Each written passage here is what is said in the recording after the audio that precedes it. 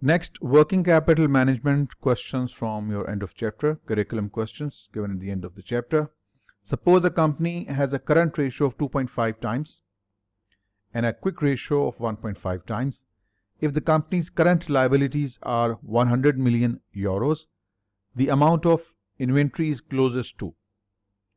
Right, so we have been given the current ratio, that is 2.5.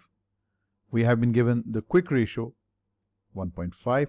We know current ratio is equal to current assets upon current liabilities, and it's equal to 2.5. Current liabilities are given as 100 million, so it means your current assets will be 250 million euros. Fine. Quick ratio. Quick ratio are current assets minus inventory and prepayments upon current liabilities is equal to 1.5, right? Current asset we just calculated 250. Inventory is to be calculated. No involvement of prepayments upon current liability already given. 1.5. So it's going to be 250 minus x is equal to 150, making x the subject of the equation. There you go. Inventory is 100 million euros. That makes B to be the correct option. There is a shortcut of doing question like these. When you have been given the current and quick ratio, simply take the difference. Current ratio minus quick ratio. The difference between these is 2.5 minus 1.5. That's 1. Current ratio and quick ratio that differ because of inventory and prepayments. Since there is no prepayment, so basically inventory upon current liabilities is equal to 1. So inventory upon current liability, which is 100 million euros. So that you get straight away 100 million euros, and you get it in just a couple of steps. B is the right answer. Question number 2. Given the following financial statement data, calculate the operating cycle for this company. We know operating cycle is equal to average collection period from your customers plus inventory turnover in days, right? So first we need the average collection period. For that we have the formula, that is average account receivables 2500 upon credit sales multiplied by 365. Account receivables upon credit sales multiplied by 365, and if you simplify it will give you 36.5 days. Alright, next, inventory turnover in days. The formula to calculate inventory turnover in days is equal to, first you need to calculate the average inventory. Average inventory is opening plus closing upon 2, and 4300 upon 2 gives you 2150. Inventory turnover in days is equal to average inventory upon cost of sales, which is $20,000 given here, multiplied by 365. This is your inventory turnover in days. After how many times do you replenish your inventory? So it gives you 39.23. Adding these two together gives you operating cycle size, that is 75.73 days, and that perfectly matches with your option C. Given the following financial statement data, calculate the net operating cycle for this company. Net operating cycle basically is the operating cycle less average payment period in days. Average collection period plus inventory turnover in days. This is your operating cycle. And if from this, if you deduct your average payment period, it will give you what you call the cash cycle, or also called the net operating cycle. So we need these three numbers. First, we need to calculate the average collection period. For that, we need average receivables, which are given here. Average receivable upon the credit sale, that is $40,000 multiplied by 365. It'll give you 27.375. 27.375. Next is the inventory turnover. Inventory turnover days is equal to your average inventory, which is 1500 plus 2000, 3500 upon to 1750. Average inventory upon cost of goods sold 30,000 multiplied by 365. It will give you 21.29. Just adding these two will give you the operating cycle. Since we need to find the net operating cycle or the cash cycle, for this we need to deduct the average payment period, and for that we need accounts payable, yes, and we need credit purchase ideally. But since we cannot calculate credit purchase using CGS, we can calculate the figure for purchase, total purchase. So cost of goods sold is equal to opening stock plus purchases minus closing stock. CGS has been given as 30,000. Opening stock is given as 1500. Purchase is to be calculated. Closing stock is given as 2000. And if you make P the subject of the equation, it's 30,000 less 1500 plus 2000 gives you 30,500. This is the figure for your credit purchase. So now we need to calculate the average payment period. It's equal to average receivables, that is 4,000, upon the credit purchase or the purchase. We can't find credit purchase, 30,500 calculated right here. Multiply this with 365. It will give you 47.868 days. This is the time that you take to pay to your accounts payable. So 47.868. I must say this is a very generous payment period, keeping in mind this is the time you take to collect money from your account receivables, and this is the time you take to pay to your accounts payable. So resultantly your net operating cycle will be much smaller. It's going to be 0.798, which is approximately 0.80. So very good figure. Next, the bond equivalent yield for a 182-day US Treasury bill that has a price of 9725 per 10,000 face value is closest to. For this you need to know the formula. Bond equivalent yield is equal to face value minus purchase price upon purchase price multiplied by 365 divided by the days, which are 182 here. So face value is 10,000, purchase price 9725, upon purchase price 9725 multiplied by 365 upon 182. If you simplify, you will get 5.67106%, and which is closest to 5.67, option C.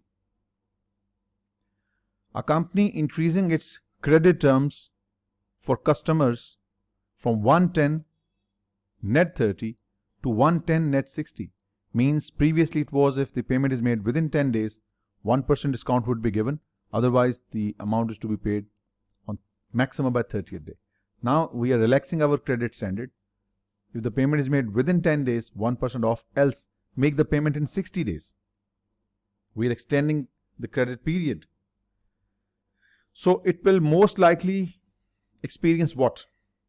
An increase in cash on hand. This is wrong. A decrease in cash on hand. Since you have extended your collection period, so customers will take more time to pay you. Resultantly, you will experience a decrease in cash on hand. This is incorrect.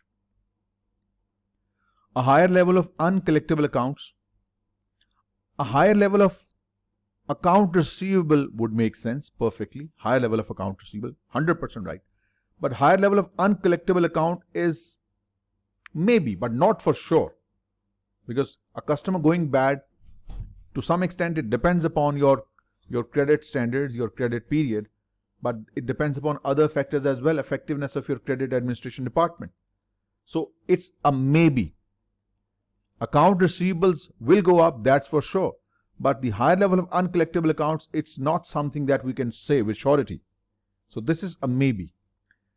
What will happen? An increase in the average collection period. This will definitely happen since we have extended the period from 30 to 60 days. Now our average collection period will increase. That's for sure. It's 100% certainty. But this one is on maybe, so that's why we'll go for the one that's for we are most certain. C. Suppose a company uses trade credit with terms 210 net 50 If the payment is made within 10 days, 2% discount, else amount is to be paid maximum by 50th day of invoice date. If the company pays its accounts on 50th day, giving up the discount, the effective borrowing cost of skipping the discount. When you skip the discount, there is a cost, and this cost can be calculated using this formula. Cost of giving up the discount, or the effective borrowing cost of skipping the discount, is equal to 1 plus discount percentage upon 100 minus discount percentage in raised to the power 365 upon the payment period, that is 50 days, minus discount period in days. And from this you need to deduct minus 1. So plug in the numbers. 1 plus discount was given 2%. 100% minus 2% gives you 98%. Raised to the power 365. Payment period is 50 days and the discount is valid for 10 days. Minus 1. If you simplify all of this, it's a simplification and it'll give you 20.24%. That makes C to be the correct option. Next, William Jones is evaluating 3 possible means of borrowing 1 million for 1 month.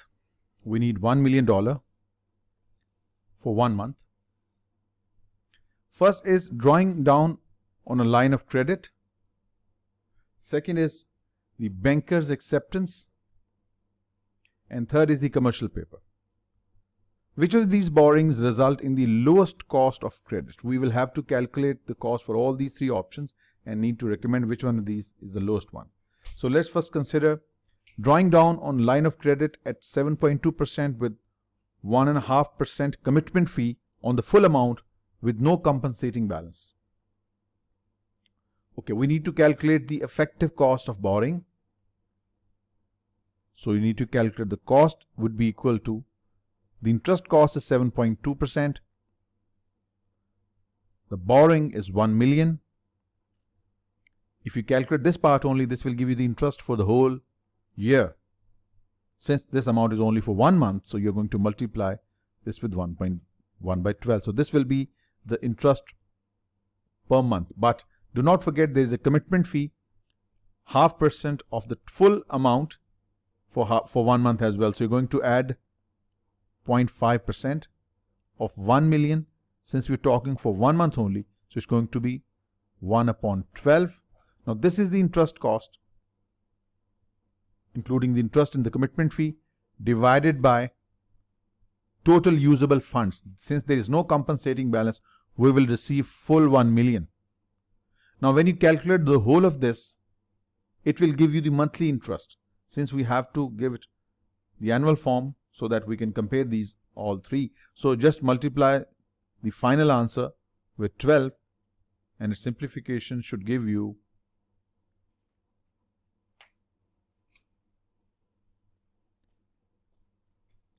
7.7%. So the first one, the line of credit, it will cost us 7.7% per year.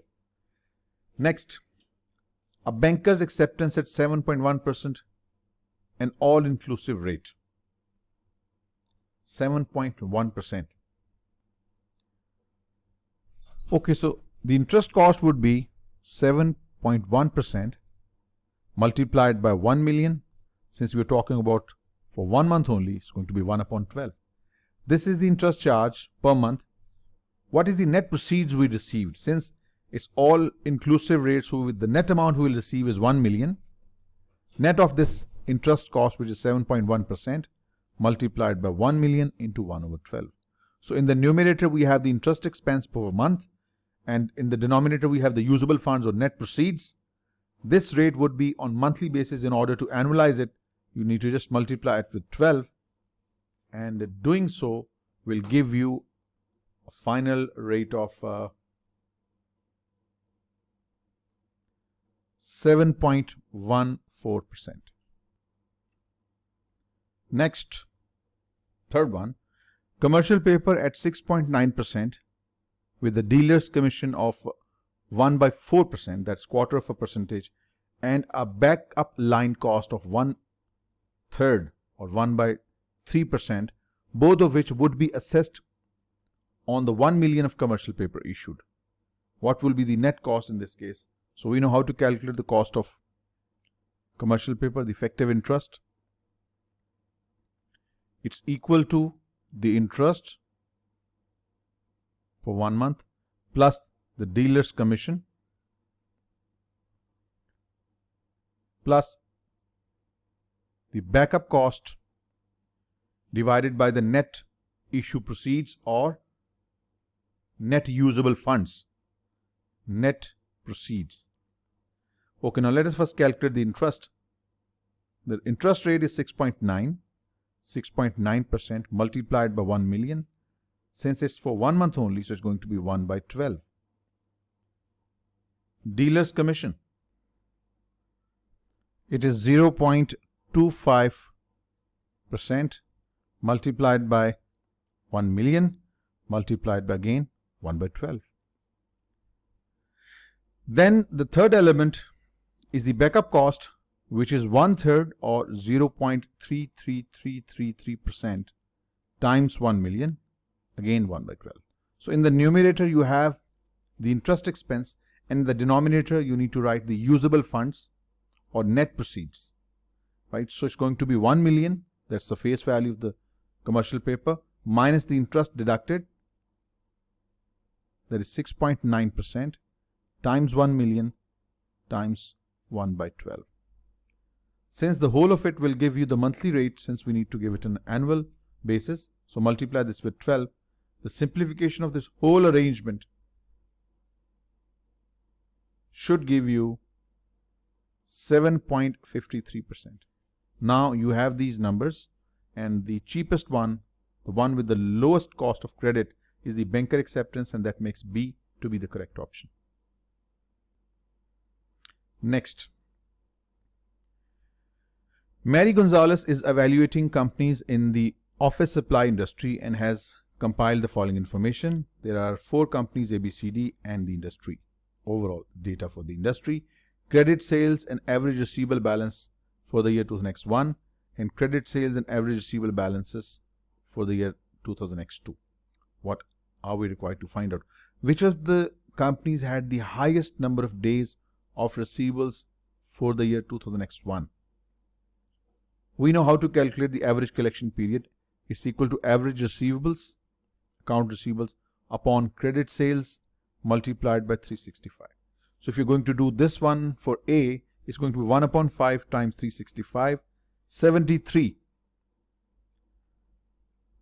1.2 upon 3 times 365, 146.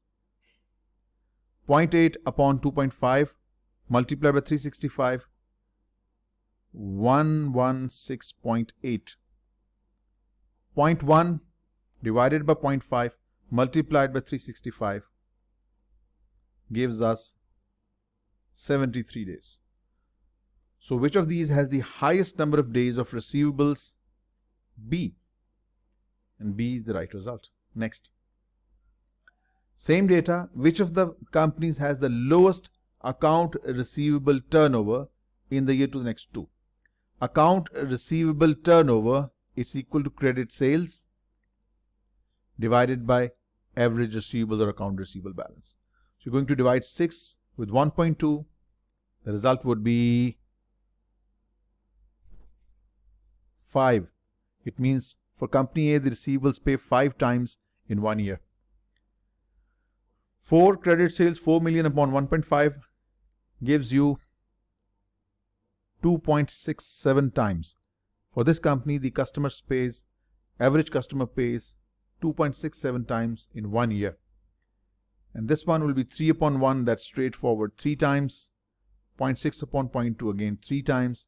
And for the industry as a whole, 28 upon 5.4, 5.185.